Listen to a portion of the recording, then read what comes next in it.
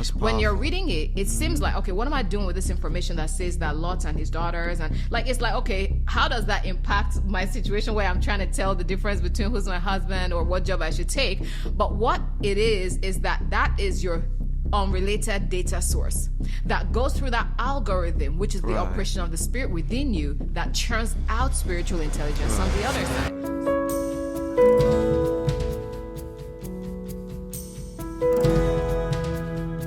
I think this is probably the first guideline for Yep, anyone the word who, of God. right, like who is a dreamer. Yeah, Right. It says the word of God is quick and powerful and sharper than any two-edged sword, piercing even to the dividing asunder of soul and spirit. Yeah. So what the Bible is telling us here is that the word of God is alive, is active. And you know, the interesting thing about the word, the Greek word for word here is it's logos, not rema. Many times we're depending on rema to interpret a dream, right? So like if we see a dream, if we have a dream in the night, we're like, oh, what's God saying? Then we want to sit in prayer and hear, I'm Right. saying this and that. But the Bible is telling us something powerful here. It's saying the logos, Is not even alive. the rema, Yeah. which is just the word of God, right? Like the general word of God, the word of God that says Isaac, is the son of scriptures. Abraham. Like, the Israelites journeyed from, that's it. Like it's saying the logos is quick and powerful and love sharper that. than any two-edged sword. That's So powerful. what that means is that if you're going to get to a place where you're able to fully divide things that are coming from your soul and your spirit, you're going to be someone who has a solid base of the Yes, word of God. It's powerful. You don't realize it. Now, one of the words used here describing logos is quick. And that word quick means alive. And the thing that comes to mind when I think about that word alive is yeast. Yeah. It's talking about something that in its regular state, it looks useless. It looks Yeah. like you could trash it. I know. So if you're coming to me and asking me, oh, should I move to, New York, or should I move to California? Like if I go read the Bible, it's not telling me that because it's logos. Logos is talking about a standard. If you look at the way it's interpreted, it's talking about a standard of reasoning. So essentially, the Bible is telling you that if you spend enough time in the Word of God, it'll condition your reasoning faculty. It'll teach you how to think. It'll teach you how to reason. It'll teach you how to process.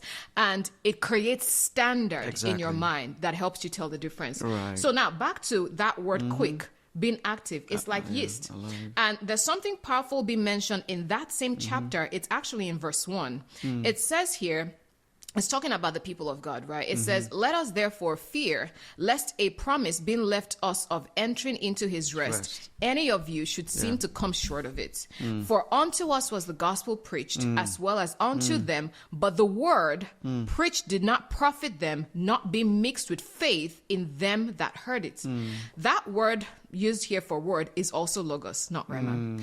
What the Bible is telling us is this, is that logos might look like it's not doing much, right? Just like I just, compared it to yeast. Right. But when you put logos, when you put that yeast that is quick, active, alive, in the right conditions, it creates something out of it. I love that. So on a normal day, you're not thinking that, okay, the Bible can tell me this, but what it's telling you is that when you put the word of God that you've built up in you in the right condition, which could be these dreams that you get, it is quick enough, it is powerful enough, and it would really cut through really quickly and let you know this is what came from your soul, this is what came from your spirit, and now you can tell the difference. If you're going to grow to where you can actually trust and rely on your dreams, you cannot skip the logos, you cannot skip the word of God. I always like to explain it to people that what happens when you read the word of God is that you build spiritual intelligence. And you could put it side by side artificial intelligence to help you understand what we're talking about, right? Because when you talk about artificial intelligence, what you're doing is you're throwing a bunch of random data into a system. It's not connected, it's not related.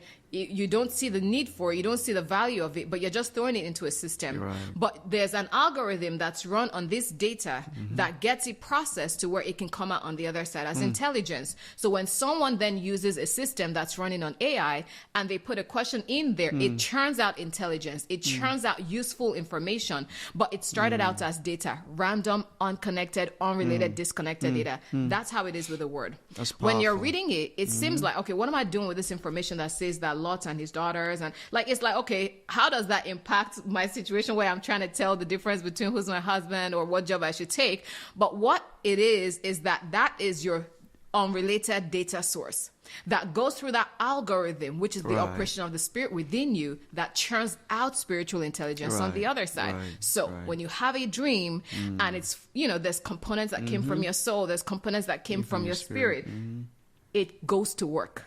It is mixed in, just like the Bible said in verse 1, and it churns that spiritual intelligence that tells you this is what's from God, this is not what's from God. But it takes time. Right. It takes diligence, dedication to the word until you get to that place of maturity. Yeah. First of all, if you are a dreamer and you're looking to mature in like dreams, I think that Hebrews 4:12 should be your watchword. It should be your guide, right? Because it also talks about something at the bottom of that verse, and says here, it says, it is also the discerner of the thoughts and intents of the heart.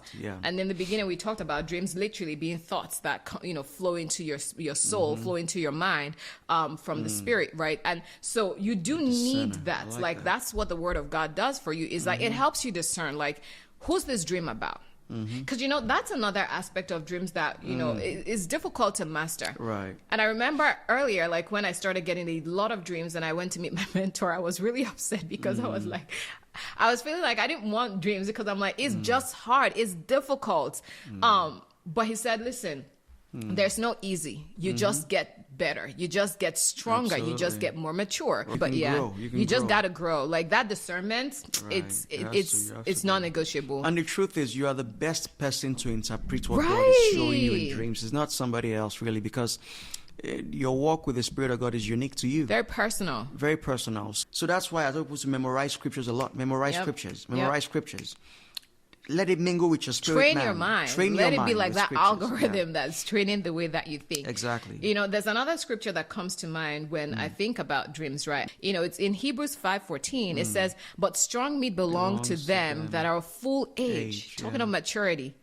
Which is very interesting, because when you look at that Acts 2:17 that we talked about earlier, when it said, your young men will see vision, it says the old men will dream dreams. I like that. So it's talking about maturity there. Right. It says, but strong meat belong to them that are of full age, even those who by reason of use have their senses exercised to discern both good and evil. Yep. So you won't get to a point where God can commit a lot of dreams to you, and a lot of deep dreams too to you, until you meet this description here.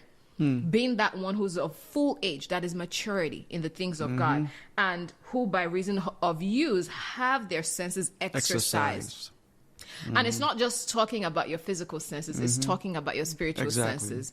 The truth is, many of us do not exercise our spiritual sense. We're afraid of making a mistake. We're just afraid of how difficult it is, and so we don't do it.